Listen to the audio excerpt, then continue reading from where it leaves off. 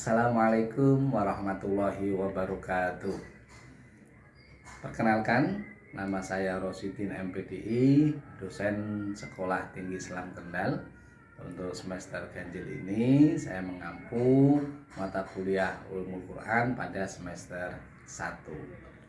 Jadi sebelum nanti kita bertemu di kelas, ingin saya sampaikan menyinggung terkait dengan deskripsi mata kuliah.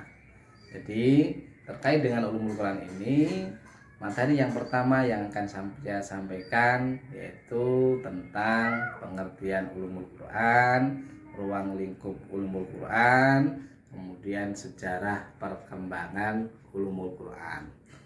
CPMK yang diharapkan dengan materi tersebut, yang pertama bahwa mahasiswa mampu dan dapat memahami, menjelaskan pengertian Ulumul Quran baik secara etimologi, secara bahasa, secara lafzi, kemudian juga mampu menjelaskan pengertian Ulumul Quran secara istilah atau terminologi.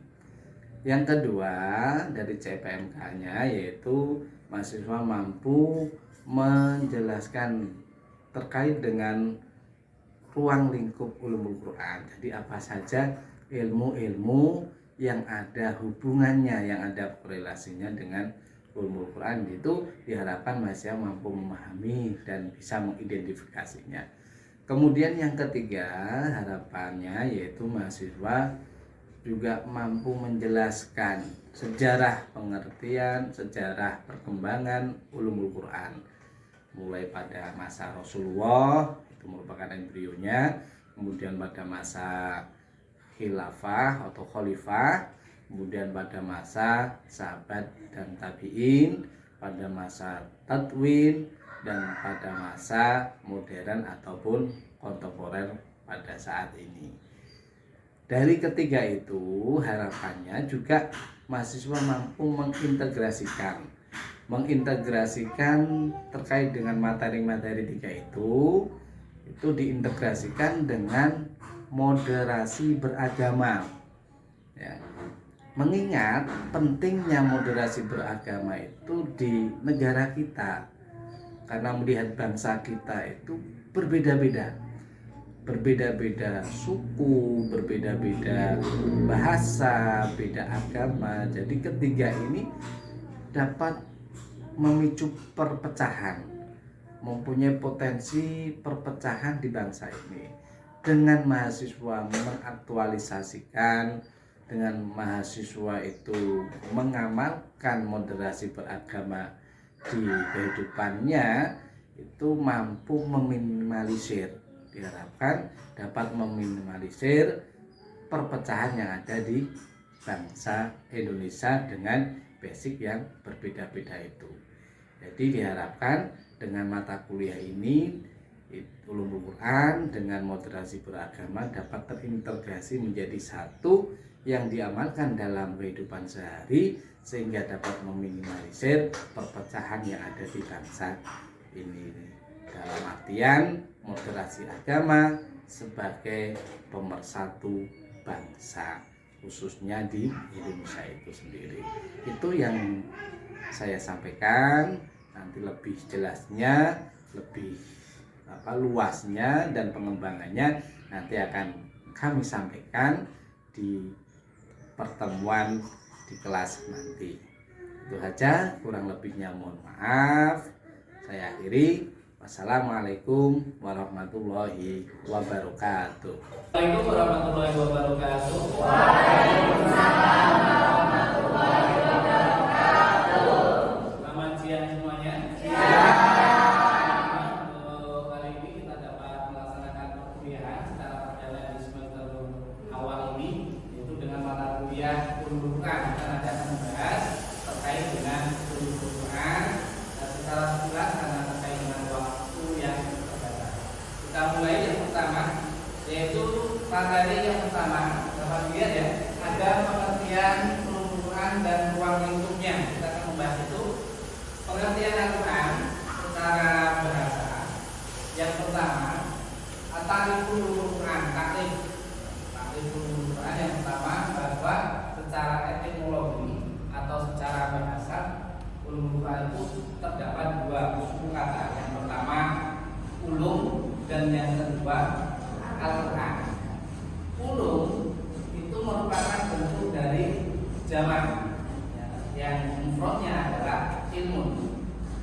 Kemudian Al-Quran sendiri sudah kita ketahui, ya, sangat familiar di agama Islam bahwa Al-Quran itu merupakan kitab suci kita. Dan sumber ajaran Islam itu ada pada Al-Quran tersebut. Nanti kita bahas mengapa ulum dikorelasikan dengan Al-Quran. Kemudian secara istilahnya, ya, secara istilah bahwa ulum Quran lebih menekankan pada ilmu-ilmu. Jadi ulum bentuk jamak itu bukan satu ilmu tetapi banyak ilmu. Ilmu-ilmu apa? Ilmu-ilmu yang ada korelasinya, ada hubungannya, penekanannya pada Al-Quran. Bisa bersifat ilmu dunia, ilmu agama, juga bisa bersifat ilmu umum yang di situ ada hubungannya di Al-Qurannya. Bisa dari segi bahasa. Segi bahasa itu ada ilmu nahwu, sorof, ada iqlal, ada balaghah, dan ada mantiknya, yang mana itu membahas terkait dengan bahasa ilmu. Kemudian wal ilmu al-fahmu wal iqra. Apa yang dinamakan itu yaitu paham dan iqra. Iqra itu apa? Iqra. Yang di sini wal iqra. Paham dan menguasai itu yang diharapkan dari ilmu. Tidak hanya paham, tetapi harus menguasai. Orang tahu, bisa pakai sepeda ontel, tahu. Pakai sepeda ontel, maka sepedanya di kayu, ya sebesar. Tetapi tidak dipraktekkan, bukan ilmu. Kalau orang-orang pesantren ada alim dan alaman, alim dan alaman. Di sini kemudian ruang lingkup ulumul Quran, ya, dapat dilihat di monitor. Ulumul Quran meliputi satu, ada ilmu-ilmu yang ada kaitannya dengan Al-Quran. Apa saja itu, baik dari ilmu bahasa Arab, balaghah, mantik dan sebagainya. Baik dari ilmu penerapan sosial yang ada hubungannya dengan Al-Quran, pemahaman tafsir ayat-ayatnya, itu juga namanya ulumul Quran. Walaupun secara definitif itu nanti banyak sekali macam-macamnya. Tidak hanya 10, bahkan lebih dari 10 itu perumuran. Kemudian secara garis besar ada berapa pokok bahasanya? Pokok bahasan secara garis besar itu ada 2. Yang pertama yaitu berhubungan dengan riwayat semata-mata. Maksudnya seperti ilmu yang membahas tentang macam-macam qiraat, makkiyah, madaniyah, kemudian fawaidul suwar, kemudian ada wahyu, ya, kemudian hal-hal yang lain terkait dengan macam-macamnya. Kemudian yang kedua ilmu yang terkandung, ya, dengan diroyatnya, kemudian ilmu yang diperoleh dengan jalan penelaahan, yaitu Ubay bin Ka'ab, ya, kemudian yang ada di Irak yaitu Abdullah bin Mas'ud. Dari 3 jalur ini sampai di Indonesia, ya, pengembangan ulumul Quran sampai di Indonesia ini berawal dari 3 masa tabi'in, yang ada di Mekah, yang kedua di Madinah, yang ketiga di Irak. Sehingga dulu Irak itu menjadi sumber pengetahuan Islam itu tujuannya ada di Irak, ada perpustakaan yang besar. Kemudian yang keempat yaitu pada masa takwin. Masa takwin itu mulai dari 3 ini, yang 3 yang tadi itu, pembukuan secara sistematis mulai dari tahun terdahulu sampai tahun kontemporer sekarang, yaitu masa modern dan kontemporer. Itu yang dipakai sampai sekarang, ada perkembangan yang di situ. Ada pertanyaan? Ya, silakan. Laporan itu dari motivasi sejarah motivasi turun kan ditafsirkan oleh para ulama yang perjalanan dari berhasil dan sebagainya. Makanya kalau misalnya laporan itu dari sana, kita bisa dapat sumber dari Rasulullah. Apa itu ditafsirkan? Maka ada sesuatu yang tersimpan di dalam Quran. Secara sahabat itu sampai pada Rasulullah. Tapi kenapa ulama menafsirkan? Coba kita pahami awal dulu, ini kaitan dengan ulumul Quran, ya, bukan spesifik pada tafsir. Tafsir itu juga perkembangannya luas sekali, sebuah penelaahan, ya. Karena apa? Lafaz-lafaz huruf yang ada di dalam Al-Quran